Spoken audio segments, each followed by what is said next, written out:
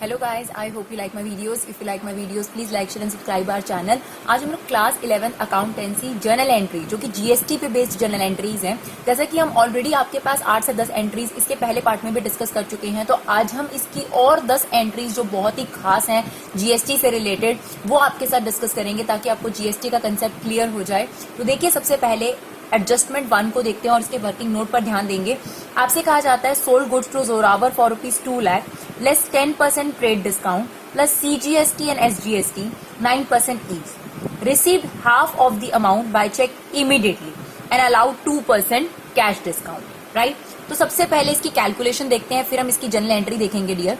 तो सबसे पहले देखिए, आपको जोरावर ने जो सेल है वो कितने रुपए की करी? 2 लाख रुपए की. उसमें से वो ट्रेड डिस्काउंट देगा आपको 2 लाख का 10% आपके पास ट्रेड डिस्काउंट हो गया 20,000. अब देखिए, आपको बताया गया कि ट्रेड डिस्काउंट को कहीं पर भी एंट्रीज में शो नहीं करते, यानी इफेक्ट नहीं दिखाते. तो हम क्या करते हैं कि लिखने के बाद इसे काट देते हैं, क्योंकि ये अमाउंट अब कहीं पे भी नहीं कंसीडर होगा. हाँ, ये वाला अमाउंट आपके पास सेल कंसीडर होगा. राइट. जोरावर को आपने माल बेचा है तो सेल में 1,80,000 आएंगे. अब आपने क्या देखा कि जो आधी पेमेंट है वो कैश में कर दी जाएगी. Half payment was made immediately by cheque या बाय कैश, कोई भी तरीका हो, आप उसको इमीडिएटली पे कर देंगे. तो 90,000 का आपको 2%, जितना हाफ है इसका, हाफ का 2% आपको कैश डिस्काउंट मिल जाएगा. तो 90,000 का 2% आपके पास कैश डिस्काउंट हो गया 1,800. अब आपके पास ये अमाउंट रह गया 1,78,800. इस पे लगाई जाएगी आपकी सेंट्रल जीएसटी और state GST, that is 9% each. तो इसका आप 9% निकालेंगे तो पॉइंट में आएगा, उसे आप अप्रोक्सीमेट कर सकते हैं. 16037 पॉइंट समथिंग आएगा, तो आप उसे 38 कर दीजिएगा. 16038. तो आपके पास जो टोटल अमाउंट आ गया जो आपने बेसिकली रिसीव करना है वो है 2,10,276 रुपए. ये आपने उससे रिसीव करना है. अब देखिए डियर, बहुत अजीब सी बात है. अगर हम पहले वाले फॉर्मेटिंग की बात करें तो पहले जीएसटी ऐड करी जाती थी, फिर कैश डिस्काउंट माइनस करा जाता था. बट अब अलग सिनारियो है, कैश डिस्काउंट पहले माइनस कर दिया जाता है. क्यों? क्योंकि आप देखिए, अगर आप कैश डिस्काउंट 1,80,000 पे माइनस करेंगे तो उसको डिस्काउंट ज्यादा मिल जाएगा. राइट. क्योंकि ये बड़ा अमाउंट है, थोड़ी कैश डिस्काउंट थोड़ा कम देना पड़ेगा अगर हम प्रोड्यूसर के पॉइंट ऑफ व्यू से बात करें, क्योंकि जीएसटी ऐड करने के बाद अब कैश डिस्काउंट देते थे तो ज्यादा देना पड़ता था. तो अब क्या करा जाए? अब जो ये कैश डिस्काउंट था, अगर हम देखते तो हमने से टोटल पेमेंट कितनी लेनी थी? हमने उससे ये पेमेंट लेनी थी प्लस कैश डिस्काउंट का अमाउंट भी हमने उससे रिसीव करना था जो हमने छोड़ दिया. मतलब ये जो फॉर्मेटिंग है ये बदल गई है आपकी. पहले क्या होता था? पहले आपके पास जीएसटी पहले लगा दी जाती थी, जो टोटल पेमेंट बनता था उस पर कैश डिस्काउंट दिया जाता था. बट अब फॉर्मेटिंग चेंज करके कैश डिस्काउंट पहले माइनस करके दिखा दिया जाता है और फिर जीएसटी ऐड करी जाती है. इससे क्या होता है? कस्टमर को जीएसटी कम पे करनी पड़ती है, क्योंकि अगर आप 1,80,000 पे पहले जीएसटी लगाते तो ऑब्वियसली ये जीएसटी थोड़ी ज्यादा आती, तो कस्टमर को ये बेनिफिट हो जाता है कि उसको जीएसटी कम पे करनी पड़ती है. जो सेलर है उसको ये बेनिफिट हो जाता है कि उसको कैश डिस्काउंट जो है वो कम देना पड़ता है. तो कहीं ना कहीं दोनों का बेनिफिट गवर्नमेंट ने कहीं ना कहीं इमेजिन करा और फिर ये तरीका आपके पास इस्तेमाल करा. अब ये माना गया कि वैसे आपने कस्टमर से कितने लेने थे? 2,10,276 प्लस 1,800 जो आपने छूट दे दी, कुल मिलाकर वैसे आपने उससे लेने थे 2,12,076 रुपए, जिसका आप हाफ अभी आप उससे रिसीव कर रहे हैं. राइट. जिसका हाफ आपके पास हो जाएगा 106,038. ये आप अभी उससे रिसीव कर लेंगे और 106,038 का वो आपका क्या बन जाएगा? डेटर. तो इसके अंदर अभी आपका डिस्काउंट हमने वापस ऐड कर दिया था, ये जानने के लिए कि असलियत में टोटल पेमेंट कितनी रिसीव करनी थी. तो टोटल पेमेंट ये रिसीव करनी थी, इसमें से आधा वो अभी आपको चेक के थ्रू दे रहा है और आधा आपका डेटर बन जाएगा. दैट इज जोरावर आपका जो है वो डेटर बन जाएगा. तो डेटर जब भी इंक्रीज होते हैं तो डेबिट होते हैं, तो जोरावर इतने से डेबिट हो जाएगा. लेकिन आपको कैश इतना नहीं मिलेगा डियर. इसमें से 1,800 रुपए कट कर आपको रिसीव होंगे, दैट इज 1,04,238 रुपीज. ये आपको चेक रिसीव होगा, दैट इज आप कह सकते हैं कि बैंक रिसीव होगा. तो ये आपके पास कैलकुलेशन है, इसका जरूर ध्यान रखना है कि सबसे पहले आपने ट्रेड डिस्काउंट माइनस करना है. ट्रेड डिस्काउंट माइनस करके जो भी अमाउंट आपके पास आता है that is known as sales. Right. तो सेल्स आपके पास हो गई 1,80,000 की. फिर आपने कैश डिस्काउंट दिया इसके हाफ अमाउंट पे, ठीक है, दैट इज 90,000, उसका 2%. उसके बाद आपने जीएसटी लगाई, टोटल अमाउंट आया, वापस से इस कैश डिस्काउंट को जोड़ो क्योंकि आप ये जानना चाहते हो कि असलियत में अब पेमेंट का आधा मिलेगा ना, जो भी आपको टोटल रिसीव करना था। तो वापस आपने कैश डिस्काउंट जोड़ा और आपने कहा वैसे आपने इस कस्टमर से टोटल इतने पैसे लेने हैं, जिसमें से आधा ये अभी देगा और आधे का ये अभी टाइम ले रहा है। तो ऐसे केस में वो आपका डेटर बन जाएगा और जितना आपको आधा रिसीव हो रहा है उसी में ही आपने 1800 की उसको छूट दी है। तो क्या जर्नल एंट्री डियर आप लोगों के पास बन जाएगी? अगर हम जर्नल एंट्री की बात करें तो पहली जर्नल एंट्री आपके पास बनेगी बैंक अकाउंट डेबिट, क्योंकि आपके पास पैसे आ रहे हैं और आपने कैश डिस्काउंट दिया है तो कैश डिस्काउंट जरूर रिकॉर्ड होता है। तो discount allowed account debit, Zorawar आपका जो है वो डेटर बन गया है तो जोरावर अकाउंट डेबिट, डेटर हमेशा आपके पास डेबिट होते हैं। टू सेल्स आपके पास क्रेडिट होती है और जब भी हम सेल करते हैं तो हमें जो जीएसटी कलेक्ट होती है उसको हम क्रेडिट करते हैं, क्योंकि जीएसटी आपके पास एक लाइबिलिटी है तो वो वहां पर आ जाएगा आपके पास। तो output CGST account credit to output SGST. तो आपके पास बैंक से कितने रिसीव हुए आप देख सकते हैं, आपको चेक मिलेगा 104238 का। डिस्काउंट अलाउड आपने करा था 1800 जो कि कैश डिस्काउंट होता है, सिर्फ आपको वही शो करना होता है। और जोरावर से आपने भी कितने लेने हैं 106038। सेल्स जो है वो आपकी 1,80,000 की हुई है तो 1,80,000 रुपए की आपकी सेल्स आ गई और जो जीएसटी आपकी लगी थी 1038,16038। आप लिख सकते हैं being good sold on credit as well as on cash. चलिए सेकेंड एंट्री देखते हैं। सेकेंड एंट्री में आपको क्या कहता है dear, goods costing ₹5,000 were lost in fire. तो आपका 5,000 रुपए का जो माल था वो जलकर जो है वो खराब हो गया। These goods were purchase paying CGST and SGST. देखिए आपने पहले भी इसकी एंट्री करी है कि अगर आपके गुड्स जलकर राख हो जाते हैं और अगर आपके पास इंश्योरेंस नहीं है तो ऐसे केस में डेफिनेटली आपका ये माल जो है खराब हो गया, ये आपका लॉस हो गया। लेकिन आप खुद सोचिए क्या सिर्फ 5,000 रुपए का आपका लॉस हुआ है? नहीं, जब आप इस गुड्स को लाए थे तो आपने जीएसटी भी पे करी थी। तो इसका मतलब सिर्फ 5,000 रुपए का सामान नहीं खराब हुआ आपका, 5,000 रुपए जो आपने जीएसटी पे करी थी वो भी आपकी लॉस्ट हो गई, वो भी कहीं ना कहीं अब इररिकवरेबल है क्योंकि आपने कोई इंश्योरेंस नहीं करा रखा। तो देखा जाए तो इसकी एंट्री क्या होगी, सबसे पहले हम लॉस का नाम लिखेंगे, loss by fire account debit, right. और जब भी आपके पास इस तरीके का कोई लॉस होता है या चैरिटी में गुड्स दिए जाते हैं तो कंपनी अपने आप को सेलिंग प्राइस पे रिकॉर्ड नहीं करती, वो कॉस्ट प्राइस पे रिकॉर्ड करती है कि मेरा सामान कम हो गया। तो हम यही मानते हैं कि जो हम परचेज करा हुआ सामान लाए थे वो कम हो गया और जब परचेजेस कम होती हैं तो उन्हें क्या करा जाता है, क्रेडिट। तो आपने परचेजेस कर दी क्रेडिट। अब देखिए डियर, क्योंकि जब आपने परचेज करा होगा तब आपने जीएसटी डेबिट करी होगी, लेकिन अब वही जीएसटी आपको कैंसिल करनी है क्योंकि आपका उतने अमाउंट का लॉस हो गया। क्योंकि आप लॉस यहाँ 5,000 नहीं लिखेंगे, देखिए जितना आप सामान खरीद के लाए थे 5,000 का लॉस तो आपका है ही है, इसके अलावा भी आपका लॉस हुआ है, जीएसटी अमाउंट का भी आपका लॉस हुआ है क्योंकि आपको ये सामान 5,000 का नहीं पड़ा, आपको ये सामान जीएसटी समेत आया। तो आपके पास उसी इनपुट जीएसटी को जो आपने एक्सपेंस मान के डेबिट करा था अब लॉस मान के उसको कैंसिल करना है आपने। Input CGST account credit to input SGST. इतना ध्यान रखिए परचेज के साथ इनपुट आती है और सेल्स के साथ जनरली आपको आउटपुट दिखेगा। तो 5,000 का 9% दैट इज 450 आपने जीएसटी भी पे करी होगी। इसका मतलब ये जो 5,000 रुपीज का सामान था ये आपको एक्चुअली 5,900 का पड़ा था, तो आपका एक्चुअली में लॉस कितना हो गया, 5,900 रुपीज का, राइट। चलिए यहाँ पे लिख दीजिएगा being goods lost by fire, ये आपकी नरेशन जरूर लिखनी है आप लोगों ने, राइट। चलिए commission received 18,000 by cheque along with CGST and SGST. तो आपने कमीशन रिसीव करी 8,000 रुपए, जीएसटी के साथ आपने 9% जीएसटी भी रिसीव करनी है इस पे। तो जब आपको कोई चीज रिसीव होगी और चेक से आपको रिसीव हुआ है तो हम यहाँ लिखेंगे बैंक अकाउंट डेबिट, क्योंकि आपके पास पैसे आ रहे हैं जब भी एसेट बढ़ती है तो। और कमीशन आपकी इनकम है, तो इनकम जब भी बढ़ती है तो क्रेडिट होती है, तो कमीशन अकाउंट आपके पास क्रेडिट। और जब भी आप कोई चीज रिसीव करेंगे, ठीक है, जैसे सेल या कोई भी चीज पर आप जीएसटी जब आप इनकम करेंगे तो आपको जीएसटी कलेक्ट होगी, और जब भी आपको जीएसटी कलेक्ट होगी उसको बोलते हैं आउटपुट, और वो क्रेडिट होती है बिकॉज आप जब जीएसटी कलेक्ट करते हैं तो ये आपके ऊपर लाइबिलिटी है। क्यों लाइबिलिटी है, क्योंकि आपने गवर्नमेंट को पे ऑफ करना है, रिसीव तो आपने किया लेकिन आपको ये गवर्नमेंट को पे ऑफ करनी है, ये आपकी इनकम नहीं हो सकती कभी भी, ये गवर्नमेंट की इनकम है। तो आपको कमीशन तो 18,000 मिली, प्लस आपने गवर्नमेंट के लिए भी रिसीविंग करनी है, यानी आपने जीएसटी भी कलेक्ट करनी है, तो 18,000 का 9% दैट इज 1620 की आपने जीएसटी भी कलेक्ट करनी है। यानी जो टोटल आपको चेक रिसीव होगा वो टोटल अमाउंट का रिसीव होगा दैट इज 21240।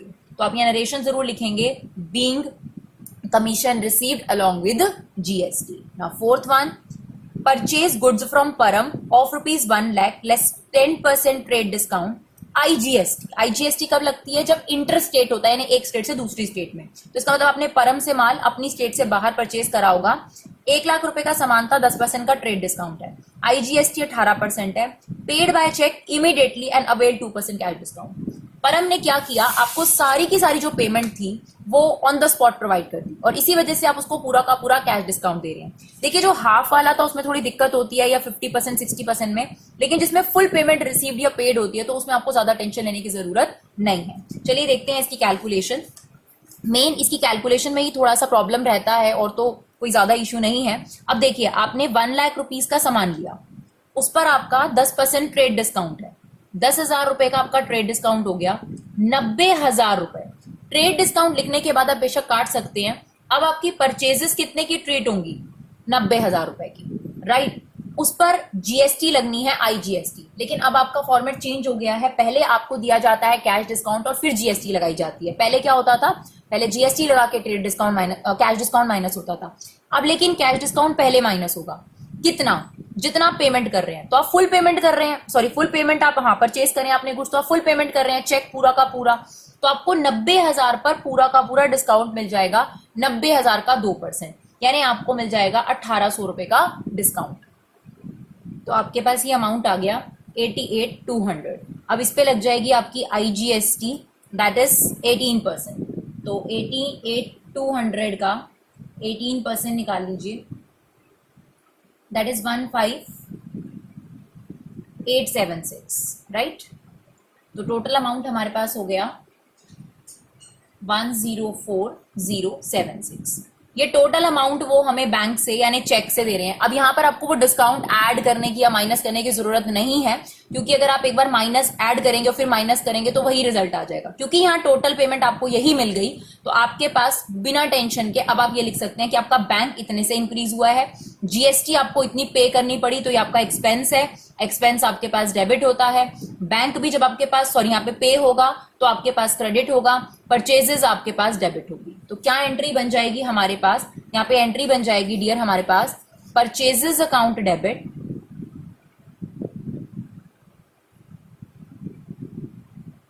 इनपुट, क्योंकि जब भी आप सामान खरीदेंगे तो आपको जीएसटी पे करनी पड़ेगी, और जीएसटी जब भी आप पे करेंगे तो आपका एक्सपेंस है डेबिट, और आपके पैसे जा रहे हैं टू बैंक, और आपको डिस्काउंट मिला होगा यहाँ पर, तो आपकी इनकम हो गई डिस्काउंट रिसीव। तो आपके परचेजेस तो 90,000 के आएंगे, ये देखिए जो यहाँ पर लिखा हुआ है 90,000 रुपीज का। आईजीएसटी आपकी है 15,876 की, 15,876। बैंक से आपको इतने पे करने पड़ गए 104,076, और डिस्काउंट आपको मिला था 1,800 रुपीज का।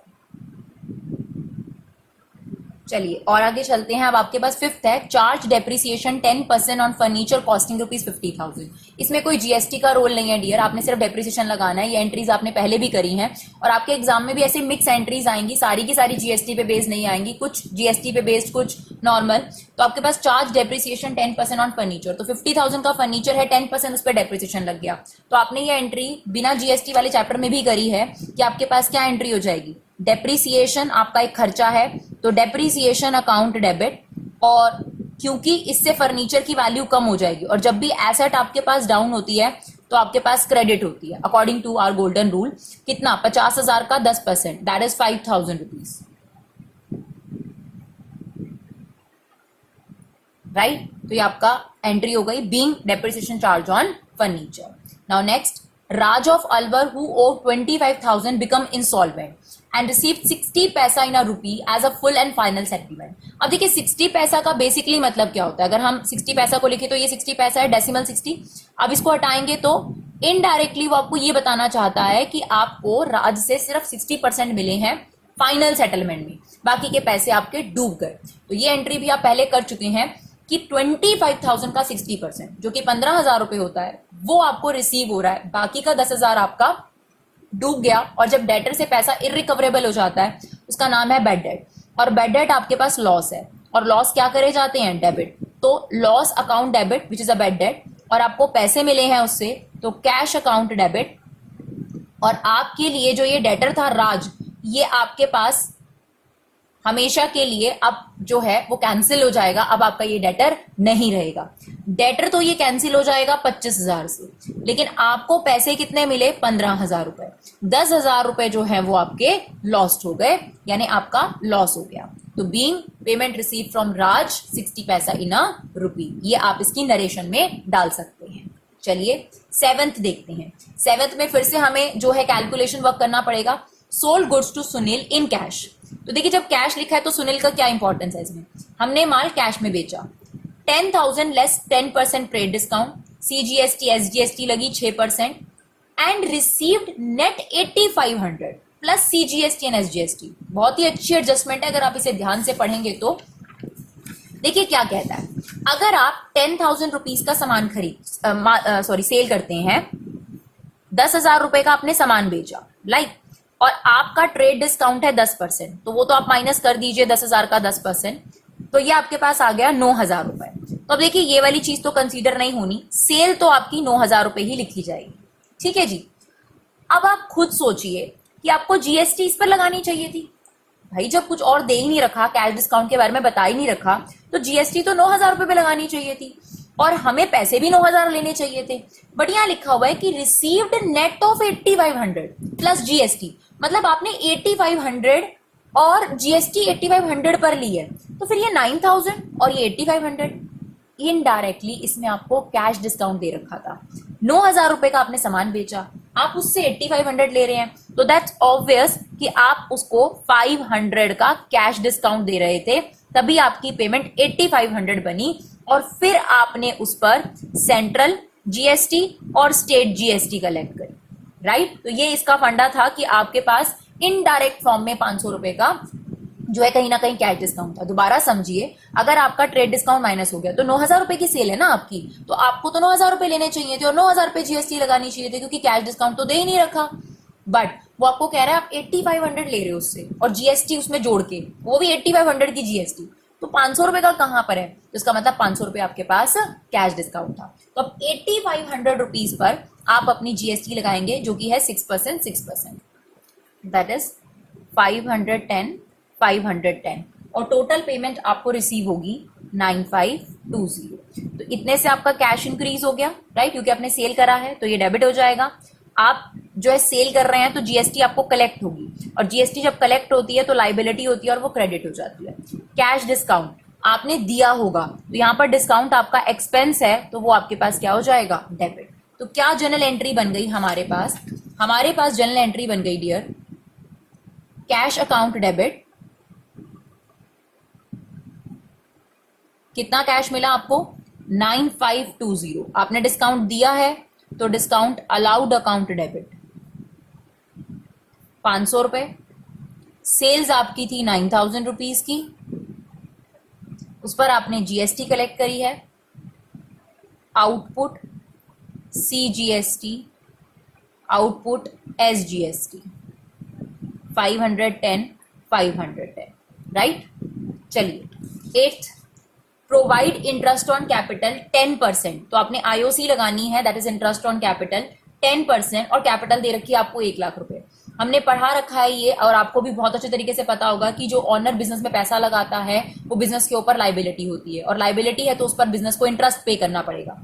तो 1 लाख का 10% कितना होता है आपके पास, 10,000 रुपए। ये बिजनेस के लिए क्या हो गया डियर, खर्चा, क्योंकि बिजनेस के लिए खर्चा है, और खर्चे क्या होते हैं, डेबिट। तो interest on capital account debit, और हम ये पैसे किस में देंगे, उसके ऑब्वियसली कैपिटल में देंगे। तो जब उसके कैपिटल में ये चीज जोड़ी जाएगी तो उसकी कैपिटल इंक्रीज हो जाएगी, और जब भी कैपिटल इंक्रीज होती है तो क्रेडिट। तो 10,000 रुपए बिजनेस का खर्चा इसलिए डेबिट, और क्योंकि उसकी कैपिटल में जोड़ दिया जाएगा तो उसकी कैपिटल इंक्रीज हो जाएगी तो क्रेडिट, राइट। तो interest on capital account debit to capital. Cheque of 20,000 issued by Firoz was dishonoured. देखिए जब आपको फिरोज ने चेक दिया था तब आपने शायद ये एंट्री करी होगी, आपने अपना बैंक बढ़ा लिया होगा, राइट, और आपने अपने डेटर को कम कर लिया होगा। ऑब्वियसली फिरोज आपका डेटर था, तभी तो आपको से चेक रिसीव हुआ है। जब डिसऑनर हुआ तो तो आपको इसी की रिवर्स एंट्री पास करनी है, क्योंकि आपको फिर से फिरोज को अपना डेटर बनाना है और जो गलती से आपने बैंक बढ़ा रखा है उसे क्या करना है, कैंसिल करना है। तो हमारे पास यहाँ क्या एंट्री हो जाएगी, फिरोज अकाउंट डेबिट, यानी फिर से फिरोज को बनाओ अपना डेटर और बैंक को करो क्रेडिट, क्योंकि आपने बैंक को बेफालतू में बढ़ा लिया है। तो 20,000 रुपीज की उसे जो चेक रिसीविंग हुई थी वो डिसऑनर्ड हो गई। उसके बाद लास्ट है हमारे पास paid insurance of 11,200 including CGST and SGST, यानी इस अमाउंट के अंदर सीजीएसटी और एसजीएसटी इंक्लूड है। तो आपने इंश्योरेंस की एंट्री तो बना लेनी है, लेकिन आपको यहां पर हम बहुत अच्छी चीज सिखाएंगे, उसको ध्यान से देखिए। आप इंश्योरेंस पे कर रहे हैं तो इंश्योरेंस आपका खर्चा है, तो इंश्योरेंस अकाउंट डेबिट, और ऑब्वियसली आपने इस पे जीएसटी पे करी होगी। Input CGST account debit, input SGST account debit to cash. जो आपने टोटल पेमेंट करी है वो 11,200 की पेमेंट करी है। तो अब आपके लिए ये जानना जरूरी है कि इंश्योरेंस का अमाउंट कितना है और जीएसटी का अमाउंट कितना है।